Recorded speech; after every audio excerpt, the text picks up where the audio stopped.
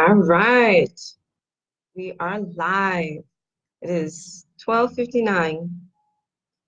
We're gonna wait and see who's online, and then we'll start. So today's Tuesday. Hope everyone's having a great day so far. I'm gonna make sure and silence my phone so you guys don't hear any ringing in the background.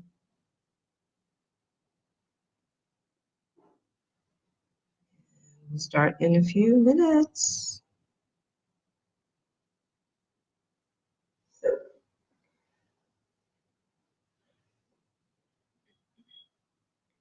So I'm gonna just give a brief synopsis of why I decided to do these calls or these live feeds. So this morning I shared on my story that I get a lot of questions about real estate from all different walks of life, from realtors, from my friends, my clients, and you can go online definitely. Hey Kat, welcome. So yeah, so what I was saying is, I get a lot of questions and I know there's a lot of information. You can go and Google pretty much anything and you'll get an answer. But I thought it would be really great you will actually hear it from a licensed real estate broker where you'll get the answers from me, and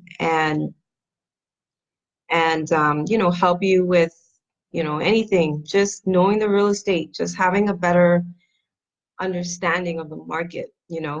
So I'm starting to do this every Tuesday at 1 o'clock. All right. And I hope that this is a good time for everyone. If not, I'm very flexible with making a change to another time that works best in people's schedule. All right, so all right, I'm gonna just go ahead and jump right in. So basically this morning I was looking at this post and it had a picture of basically how your house is viewed to all different types of people. All right, so I'm gonna flip this over and I'm gonna see if you could see this. Okay, so this is what I posted this morning. Okay, no, you can't see that. That's okay. All right, so your house, I'm gonna give you an example. So you have a seller, someone that's looking to sell their house, and then you have a buyer that's looking to purchase a house. So let's talk about the aspect of how do you determine value, all right? So if a seller puts a house on the market, more than likely they're going to first reach out to a real estate agent, and that real estate agent is going to prepare what's called a CMA, also known as a comparative market analysis, okay? So in this comparative market analysis, they're going to look at factors that will come to an opinion on value, okay? Now, another question I get a lot is a CMA an appraisal report? A CMA is not an appraisal. It's simply just an opinion on value. So if a realtor is telling you that this is an appraisal, that's actually not correct. We can't say that it's an appraisal. It's just an opinion. So we determine value pretty much 8 ways, okay? The main ways that you come up with value. The first is comps. So comps, which is short for comparables. So you have properties that are, hey Brandon, so what you're gonna do is you're gonna take your property, okay? Let's just say it's a 3-bedroom, 2-bath, single family home. I'm gonna keep it simple, all right? And you want to see how does your house line up with other homes, all right? So you're comparing. So one of the main factors you're going to look at while comparing is you're going to look at how many bedrooms, okay? How many bathrooms. Does it have a pool? Does it have a lake? What is the square footage?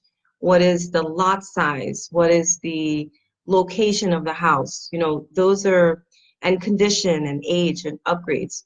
So those are the main things that you're going to first look at. All right.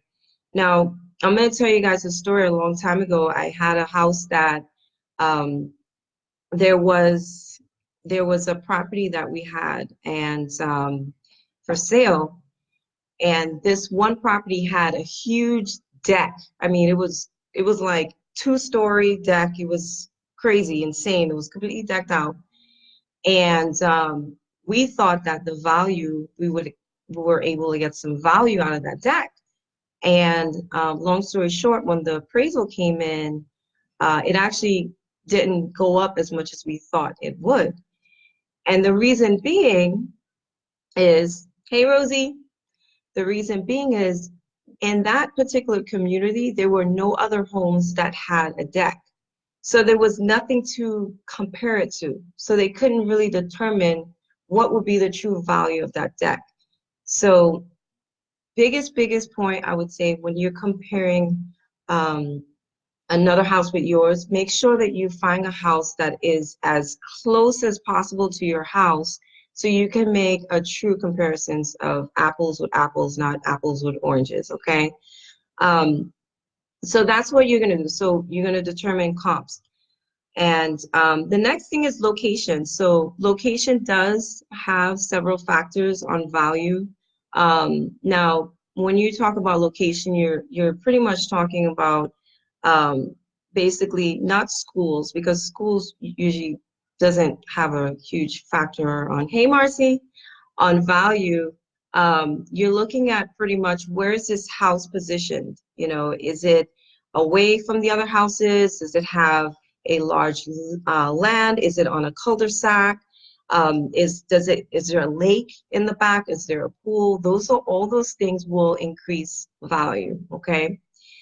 And then finally, of course, age. You know, if the house is newer, then it more than likely has a newer roof. It has, you know, new plumbing, new electrical, you know, all those items. So if you have a house that's newer, then they would be priced higher than a house that's older. And then finally, upgrades and condition. So you have a house that has a newer kitchen, newer bathroom, flooring, you know, new electrical panel, new roof. Those are the pretty much the big ticket items that will increase value. So let's say you have a house and you want to sell your house, okay? And you're trying to get top, you know, value for your house.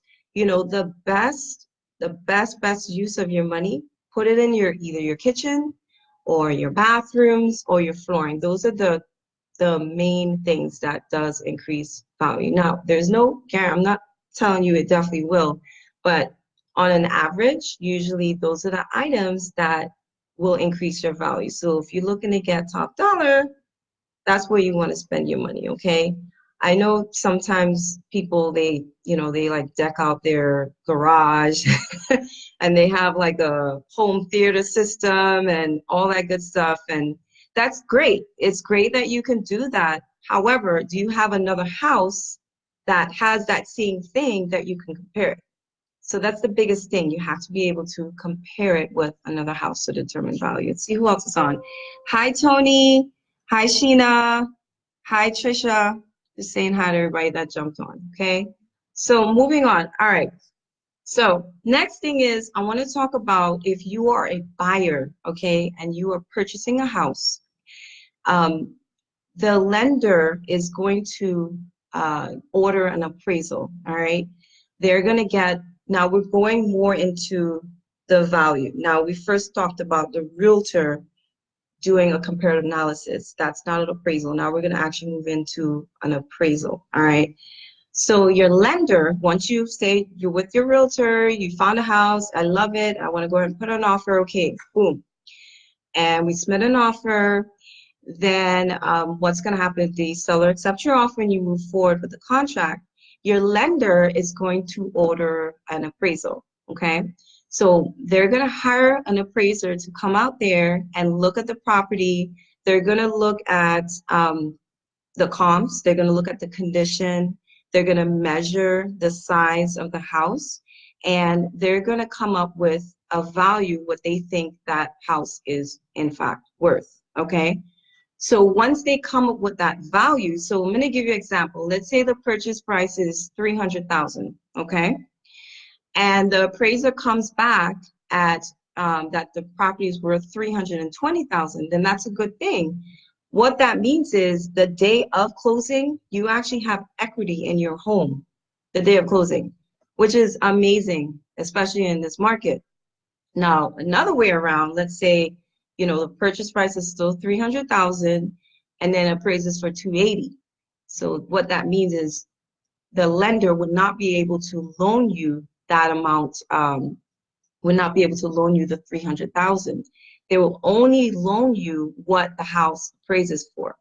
So what does that mean? You contact your agent, your realtor that you're working with, and if they're great realtors, what they will do is they'll go back to the seller and say, hey, listen, the house appraised for less. Let's get this price down and let's close the deal. Okay. So, and the question I get, this is a question I get a lot. Hey, Garvin, this question I get almost, gosh, like every week. So I'm gonna give you an example. A house that appraised at 320,000 and the purchase price was 300,000. So the difference is 20,000. Okay.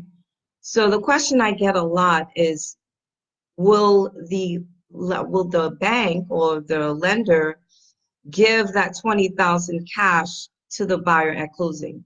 The answer is no. It doesn't work like that. So whatever the house appraises, whatever the purchase price is, in that case 300,000, that's how much money you're going to get from the bank. Okay, you're not going to get anything from the overage of the the appraisal.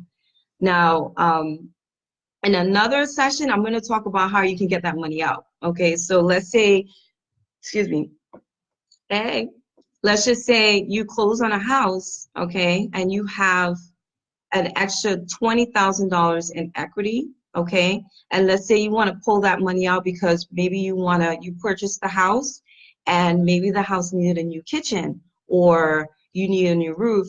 There are ways you can pull that money out, and I will talk about that in another call. That's kind of like a little bit deeper than where I'm going today, okay? And then I'm going to talk, so that's an appraiser, all right? And how the lender sees your home.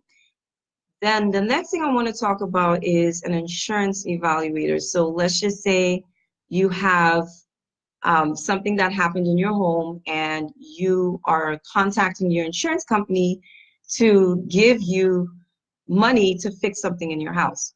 So I just want to give you a heads up. A lot of insurance companies, at the end of the day, they're in a business of making money.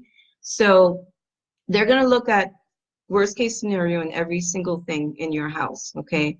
So I just want to give you a heads up. Just, be optimistic. If you guys, hey Candace, if you guys are going through something with the insurance evaluator, just want to give you a heads up that that's how they view the house, worst case scenario for everything. They're not going to view the house as how you would look at it, or an appraiser. They're going to look at worst case, okay? And then the last thing, which is pretty interesting, is how you look at your house. All right. I thought this was cool because let's say you're a seller and you're putting your house on the market. You want to get top dollar. Okay. And you're going to look at your house differently than what a buyer, an appraiser, an insurance person looks at your house. You're going to look at your house as a mansion, okay? Part of the reason is because you have an emotional connection to that house, okay? You've lived in that house. The average person stays in their home right now around 5 to 6 years. So you've lived in that house. Maybe you have a family, maybe you have children, a husband, a boyfriend, whoever, girlfriend, wife, mother, grandmother, and you may have had all these people in your house, and you you establish a bond and a connection with that house. So, of course, sometimes you may look at your house a little bit higher than what a buyer would look at your house. So just keep in mind when you guys get ready to sell your house, okay, to try to take the emotional connection out of it, because a buyer is going to be walking through your house, okay, when you have showings, when you start showing your property. Hey, Kamika. And we'll start showing your property. The buyer is pretty much going to be looking at all the negatives. Oh, I got to paint that. Oh, I got to fix that. Oh, they're not going to be looking at, oh, wow, what a beautiful bay window that I can relax. They're going to focus on pretty much what needs to be fixed. So keep in mind, if you are a seller and you want to sell your house, take out the emotional connection, focus on the main things. And the main things, which I mentioned before, was how many bedrooms you have, how many bathrooms you have, what's your size, do you have any special features about your house, do you have any upgrades? Those are the main things you want to kind of focus on, because at the end of the day, the buyer doesn't really care that you, I don't know, maybe got married in your house or something. Buyer doesn't care. So, okay, woo, that was a mouthful. I know I was talking forever and a bunch of people jumped on. So I wanna open up for questions, guys. Talk to me. Do you have any questions, any thoughts about value? Did you learn anything? I hope you learned something today. So I'm gonna open up. Hey, Melissa, and see if anyone has any questions. All right. So I mentioned earlier, sorry, before everyone jumped on, this segment, I'm going to be doing this every Tuesday at 1 p.m. It's called My Realtor Tips, and it's for anyone that maybe you just want to know more about real estate, or maybe you're going to be selling your house in the future, or maybe you're going to be buying a house in the future, and you just want to get a little bit more experience, and you may not want to walk into a situation kind of blindsided. And hang on, this is really talking here. So my job, what I want to do for you guys, and I actually came up with this last week, and I said I want to start giving value, to my people on social media. I have a lot of people that follow me, a lot of people that ask me questions, all the time. So I said, you know what? I need to give back and give the knowledge that I have so you guys can make better decisions, because real estate is, when you buy a house, it's the biggest investment that you can purchase in your entire life. So wouldn't it be great for you to have some awesome knowledge so you can have a smooth transaction with either buying or even selling? So Rosie said, I did learn a few things. Thanks. Awesome. Okay. Kent said, how do you get the equity? Okay, so I'm going to give you a quick summary. Okay, so there's a little bit, it goes a little deeper, but in summary, so those of you guys that jumped on a little later, what Kent is talking about is I gave an example of you purchased a house for $300,000, okay? You closed and the appraisal came in $20,000 above what you purchased it for. So what that means is you have $20,000 in equity. Equity meaning cash that you can pull out of the property, okay? So in summary, how you can pull out that money is you can talk to a lender, okay? And pretty much you do either a refinance, or you could do what's called a home equity line of credit, okay? The home equity line of credit, there's different ways you could do it. I've heard there's ways you can do it kind of like a debit card, where you just pull the money, pull out like 5,000, pull out 10,000 here and there. I've heard it where they'll just give you a check or wire the funds into your account. There's so many different ways you can do it. I have awesome lenders that I work with that will be happy to talk to you more about that, if you are interested in pulling out equity in your property. I'll be happy to refer you to a lender if you do not have one. So that's basically how it works. That's kind of like a quick summary of how you can get equity out of your property. So any more questions, guys? This is good. These are great questions too. Really great questions. I like that interaction. You guys are keeping me on my toes. All right. So sorry, I don't have elevator music for you guys. All right, let's see. Let's see who else is online. Let's see who's online here.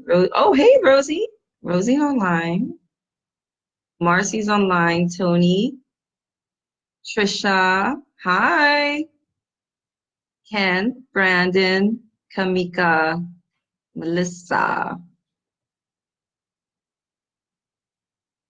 All right, so I'm going to go ahead and sign off. I really hope that you guys thought that this session was helpful for, your real estate. Oh, somebody's doing a comment. One second. For your real estate transactions. Okay, thank you so much for the information. Okay, anytime.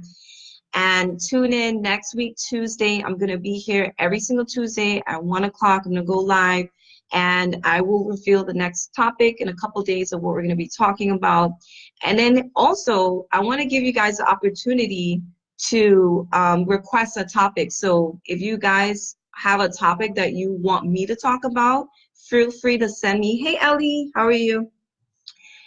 Feel free to send me a message, okay? So I'll add it to the topic because there's so much you could talk about real estate. You can literally talk about it all day and not cover half of the stuff that's on it. So if there's a topic that you guys want to hear about, hey, Chris, go ahead and send me a private message and I'll make sure and add that to the topic within the next coming weeks. Okay, guys? So thank you so much, guys, for joining. It was super awesome. Thank you for the support. If you guys are in the market for either purchasing or selling or investing real estate, just know that I'm here to help you and assist you above and beyond. And you can reach me on my direct line, 954-800-3370. That's 954-800-3370. You can also get us on our website. It's www.more, M-O-O-R-E, homesflorida.com. That's our website. And you can actually search for homes for sale on there. We have homes that are directly fed through MLS. So you can go on there and check it out. And you can also submit your property for sale on our website.